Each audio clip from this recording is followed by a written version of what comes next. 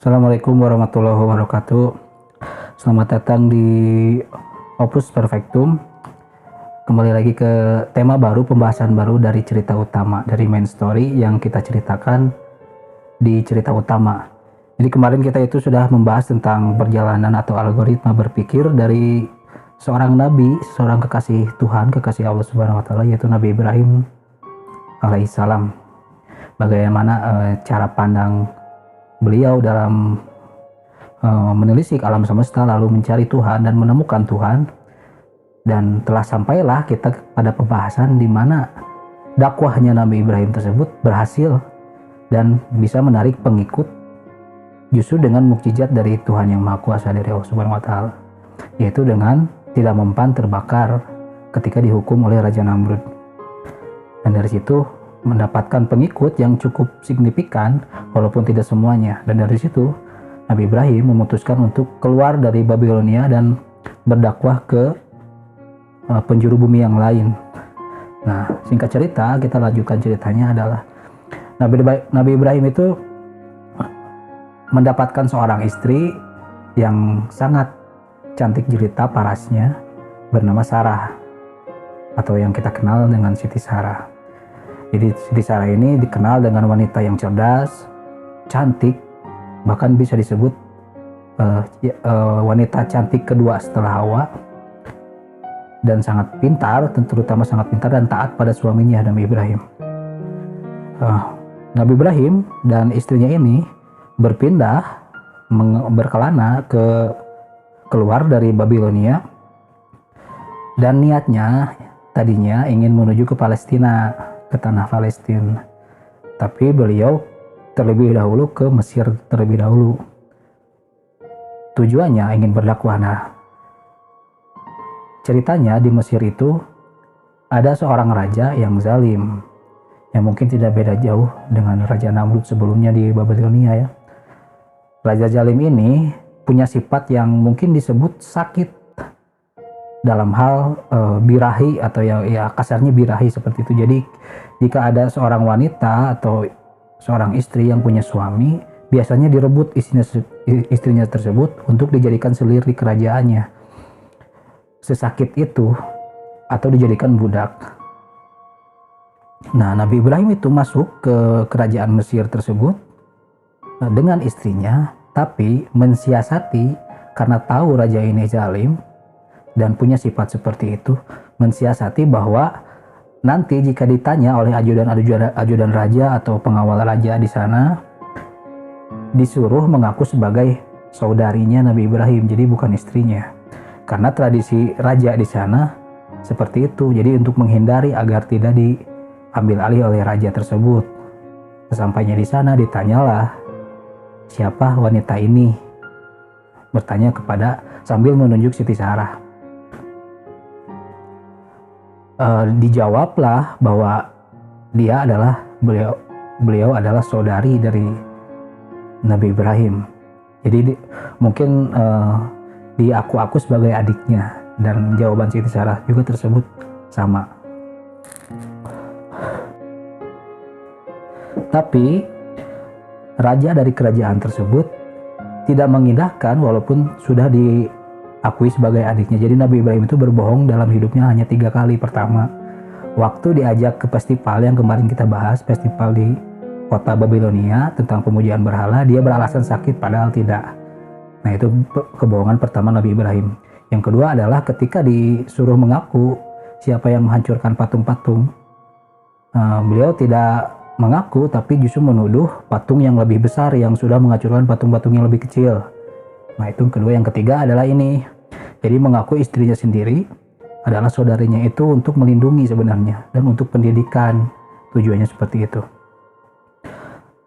Tapi raja tersebut tetap saja, karena saking terpesona, karena kecantikan Siti Sarah, terpesona dan ingin memiliki Siti Sarah tersebut. Akhirnya Nabi Ibrahim ditangkap, dipisahkan dengan Siti Sarah. Siti Sarah dibawa ke kerajaan, ke istana, lalu berniat dimacam-macamkan oleh raja. Di situ Siti Sarah berdoa dengan tulus, dengan khusyuk berdoa, Ini mungkin terdengar seperti apa ya, seperti mungkin keajaiban ya. Jadi kalau misalnya dianggap masuk akal ya tidak masuk akal. Jadi ketika si raja itu ingin menjamah tangan kanannya, misalnya ingin menjamah, satu tangannya menjamah badan Siti Sarah yang waktu itu pas sudah tidak apa-apa selain bisa berdoa, tangannya itu tiba-tiba kaku. Lalu berpikir si raja itu, apa yang kau lakukan? Siti Sarah menjawab, tidak, saya hanya berdoa kepada Tuhan saya. Saat itu raja tersebut meminta Siti Sarah berdoa lagi kepada Tuhanmu untuk tidak mengkakukan tanganku. Maka tangannya tidak kaku lagi, tapi niatnya tetap malah menjadi-jadi, ingin segera memeluk Siti Sarah. Tiba-tiba kaku lagi karena berdoa pada Tuhan, pada Allah Subhanahu wa Ta'ala. Tiba-tiba kaku lagi kedua tangannya, lalu disuruh untuk tidak mengkakukan tangannya lagi. Dikabulkan. Ketiga kalinya ingin benar-benar mungkin secara naluri nafsunya ingin benar-benar menerkam Siti Sarah. Dikakukanlah lagi seluruh tubuhnya, tidak bisa apa-apa. Nah, untuk ketiga kalinya ini raja tersebut kapok, kasarnya kapok, dan minta didoakan agar tidak mengkakukan tubuhnya, dan dikabulkan, dan berjanji tidak akan mengganggunya lagi. Bahkan membawa saksi-saksi, memanggil ajudannya, memanggil pengawalnya untuk bersaksi bahwa saya tidak akan mengganggu kamu lagi. Kamu diperbolehkan, silahkan tinggalkan tempat ini, tinggalkan kerajaan ini. Senang Siti Sarah itu, namun raja tersebut berpikir ini orang berbahaya, sepertinya penyihir wanita ini gitu, karena bisa mengkakukan tubuh saya, padahal itu kan kuasa Tuhan. Singkat cerita, si raja ini, mungkin dalam riwayat itu ada perbedaan pendapat. Jadi ada yang berpendapat bahwa si raja ini memberikan budak. Kita tahu ya, perbudakan di zaman dahulu emang terbilang lazim. Dan bukan raja sebenarnya yang memberikan budak, tapi istrinya raja yang baik hati, yang iba terhadap Siti Sarah. Jadi singkat cerita, Nabi Ibrahim dan Siti Sarah keluar dari kerajaan di Mesir tersebut dan dihadiahi seorang budak terbaik dari kerajaan tersebut, atau hamba saya terbaik. Dan memang disebutkan bahwa budak ini, hamba saya ini, adalah seorang wanita dan sangat berperingai baik, pokoknya sopan, dan disebutkan mungkin bertauhid seperti itu. Singkat cerita, kita sebenarnya sudah tahu kan di sini siapa budak tersebut, hamba saya wanita tersebut. Ya, beliau adalah Siti Hajar yang dihadiahkan bukan kepada Nabi Ibrahim, tetapi kepada Siti Sarah agar diurus, agar menjadi milik Siti Sarah. Nah, tinggallah mereka bersama, dan Siti Hajar ini menemani pasangan ini, melayani pasangan ini. Namun pada satu ketika Siti Sarah itu menyadari keadaannya, bahwa dirinya adalah seorang yang mandul. Dirinya adalah seorang yang tidak bisa memberikan keturunan kepada Nabi Ibrahim. Sedangkan Nabi Ibrahim menginginkan seorang anak, seorang keturunan, menginginkan keturunan. Sadar akan kekurangan dirinya, maka Siti Sarah ini berinisiatif untuk merelakan Nabi Ibrahim untuk menikahi budaknya tersebut, budak Siti Sarah tersebut, hamba saya Siti Sarah tersebut, yaitu Siti Hajar. Karena kerelaan hatinya, karena suaminya ingin mendapatkan keturunan. Walaupun Nabi Ibrahim tidak enak sebenarnya kepada Siti Sarah, tetapi pada akhirnya dilakukan juga, dan terjadilah pernikahan antara Nabi Ibrahim dan Siti Hajar. Dan singkat cerita, mendapat keturunan memang dari Siti Hajar. Siti Hajar itu mengandung yang kita kenal nantinya menjadi nabi juga, anaknya itu Nabi Ismail. Mengandung, nah dari situ mulai datanglah kecemburuan seorang wanita. Dan ini wajar, Siti Sarah itu cemburu dengan perhatiannya menjadi fokus, perhatian Nabi Ibrahim itu menjadi terlalu fokus kepada Siti Hajar, saat mengandung. Jadi teralihkan perhatian Nabi Ibrahim itu kepada Siti Hajar. Siti Sarah merasa cemburu sampai kelahiran, sampai lahir Ismail kecil, Nabi Ismail yang nantinya menjadi nabi. Siti Sarah itu semakin memuncak cemburunya karena lebih condong, Nabi Ibrahim itu lebih condong menjaga Siti Hajar dan anaknya karena merasa bangga sudah mendapatkan keturunan gitu. Walaupun sebenarnya Nabi Ibrahim tetap memiliki perasaan yang memuncak kepada Siti Sarah, tapi karena ya namanya wanita dan memang hal yang wajar gitu, cemburu seperti itu. Akhirnya Siti Sarah itu tidak mau lagi ada Siti Hajar di situ. Tidak mau lagi bertemu dengan Siti Hajar dan anaknya, walaupun awalnya Siti Sarah yang menyarankan Nabi Ibrahim menikahi Siti Hajar.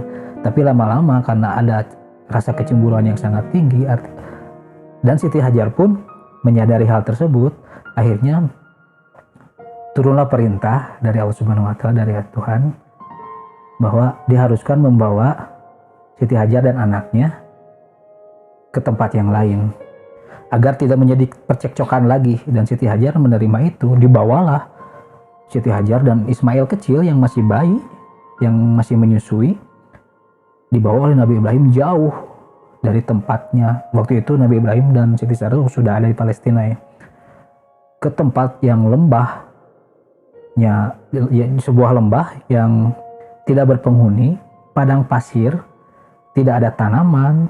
Sampailah di situ, lalu tiba-tiba Nabi Ibrahim memalingkan badan, meninggalkan mereka, meninggalkan seorang istri dan anaknya.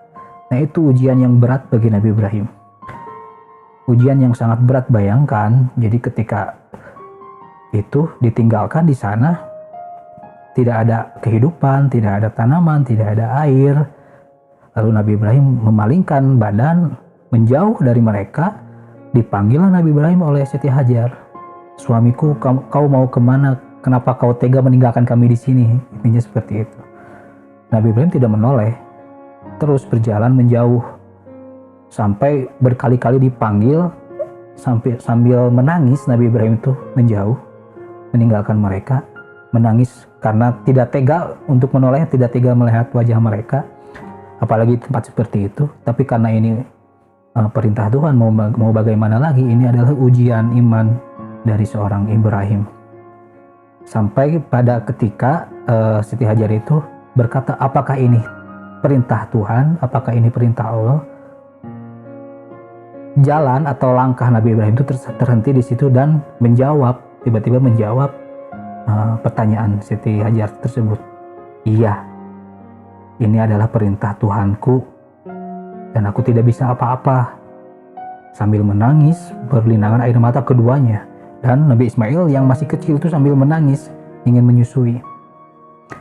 Nah, dari sini terlihat jelas keimanan yang jelas dari seorang Siti Hajar. Siti Hajar itu ketika mendengar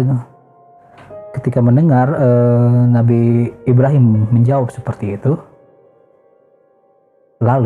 maka Allah tidak akan menyia-nyiakan kami di tempat seperti ini. Jadi menerima takdirnya walaupun tidak tahu harus seperti apa. Dan Nabi Ibrahim lanjut pergi sambil menangis, sambil menangis menjauh. Siti Hajar itu terus mengikuti dari belakang sambil menggendong Nabi Ismail yang masih kecil, sampai tidak terlihat lagi Nabi Ibrahim itu terus menjauh. Sampai Nabi Ibrahim itu sudah memastikan bahwa Siti Hajar tidak mengikutinya lagi. Ada di persimpangan atau di sebuah tempat yang kita nantinya tahu itu akan menjadi Ka'bah, Baitullah. Nah, dari situ Nabi Ibrahim berdoa dari situ. Yang doanya kita juga sudah tahu. Intinya ingin suatu saat tempat ini menjadi pertemuan semua ciptaanmu, gitu. Semua ciptaan Tuhan dan bersatu di sini. Dan dari sini akan ada peradaban yang maju nantinya. Dan itu adalah perkataan Nabi Ibrahim di sekitar yang nantinya akan menjadi Ka'bah. Nah, lalu kita lihat di posisi Siti Hajar dan Nabi Ismail. mereka kebingungan, mereka kesana kemari. Jadi ada suatu momen ketika Siti Hajar itu kebingungan, kan mereka itu punya bekal itu air dan kurma. Jadi satu kalau misalnya bahasa sekarang itu cuman satu plastik lah gitu. Jadi satu gumpalan saja gitu. Awalnya tenang-tenang saja walaupun sambil tersakiti gitu Siti Hajar itu. Jadi tidak tahu harus bagaimana. Sedangkan Ismail menangis terus. Masih ada air susunya. Tapi ketika makanan sudah habis, air sudah habis, air susu Siti Hajar itu mengering.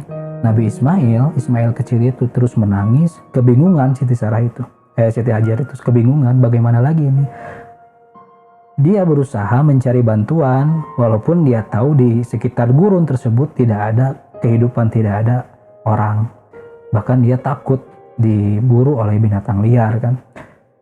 Nah, ada momen ketika Siti Hajar itu meletakkan Nabi Ismail kecil di sebuah lembah, di sudut lembah. Lalu dia lari ke bukit terdekat yang nantinya kita akan ketahui bahwa itu adalah namanya Bukit Safa. Kalau misalnya kita tahu ibadah haji dan umroh, ada namanya ibadah sa'i, itu kan lari-lari 7 kali dari Safa ke Marwah balik lagi. Nah itu awalnya adalah Siti Hajar mencari-cari bantuan, apakah ada air atau ada tanaman atau ada orang yang bisa membantu, ke bukit terdekat dahulu, yaitu di dekatnya ada Bukit Safa. Dari bukit itu tidak terlihat apa-apa, lalu terlihat dari jauh seperti ada fata morgana, seperti ada, ya kalau di gurun kan kalau misalnya kita sangat kehausan, kita akan berhayal dan seolah-olah melihat ada air padahal tidak ada. Nah dikejar lagi, turun, Siti Hajar itu turun dari Bukit Safa tersebut, naik lagi ke bukit yang di seberangnya. Nah itu nantinya dikenal dengan Bukit Marwah. Naik lagi ke situ, ternyata tidak ada apa-apa di situ. Tadinya dilihat seperti ada air, tapi ternyata hanya bukit biasa, tandus. Balik lagi, begitu seterusnya sampai 7 kali. Yang nantinya itu akan menjadi ibadah syai ketika umroh atau haji. Nabi Ismail itu terus menangis, kebingungan Siti Hajar itu. Lalu di saat itulah tiba-tiba Allah Subhanahu wa Ta'ala, Tuhan itu menurunkan mukjizatnya. Jadi ceritanya dalam riwayat itu malaikat turun dan menghentakkan kakinya atau sayapnya ke tanah yang justru di dekat Nabi Ismail disimpan di sekitar situ. Lalu ada bisikan kepada Siti Hajar itu, mendekat ke sini. Di mana bisikan tersebut? Lalu dia sadar bahwa ada air keluar dari dekat sekitar Ismail ditempatkan di situ. Kaget, takutnya fata morgana lagi, lalu mendekat dengan cepat. Ternyata benar air muncrat lah intinya mah. Dari dalam keluar. Nah karena muncratnya itu kan tidak beraturan, ada bisikan yang lain, zam, artinya kumpulkan. Zam itu kumpulkan, jadi kan itu tidak beraturan keluarnya. Jadi bagaimana caranya agar beraturan? Dibuatlah lubang oleh Siti Hajar. Makanya Siti Hajar itu amal jariahnya akan tetap hidup sampai hari kiamat, karena kalau tidak dibuat lubang seperti itu, maka itu akan menjadi sungai karena mengalir deras dari bawah ke atas terus-terusan. Dibuatlah lubang dan ditampunglah air tersebut agar tidak terus-terusan ada terus. Tapi Siti Hajar tidak tahu air itu akan ada terus. Siti Hajar berpikirnya ini adalah anugerah gitu, air ada untuk bertahan hidup, padahal itu akan ada terus, keluar terus. Maka ditampunglah, ada bisikan zam itu artinya kumpulkan. Jadi dikumpulkan air tersebut agar tidak mengalir ke sana sini. Nah, di situ senanglah Siti Hajar, senang dan berbahagia karena akhirnya bisa mendapatkan air, sumber kehidupan, bisa merasakan kenyang, dan air susunya ada lagi dan bisa menyusui Nabi Ismail. Seperti itu. Sampai sini dulu ya. Mungkin kita tidak tahu akan ada part 3 atau tidak tentang Siti Hajar ini, karena nantinya Siti Hajar ini akan bertemu dengan suku Jurhum yang akan membuat peradaban juga di situ. Nanti Ibrahim juga akan kembali lagi dan akan ada ritual yang kita tahu nantinya akan menjadi ibadah kurban, ibadah haji. Nanti kita bahas, tapi kita sandingkan sebelumnya menuju ke cerita Nabi Lut selanjutnya.